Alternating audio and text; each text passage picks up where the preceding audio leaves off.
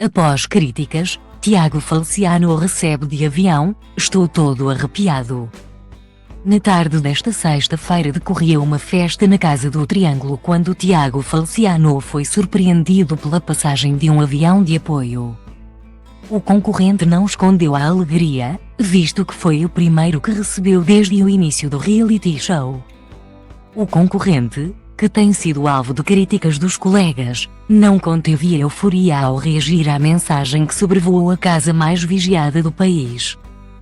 Portugal está contigo e vê tudo.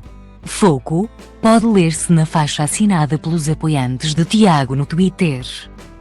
Obrigado. Estou todo arrepiado, reagiu Tiago Falciano.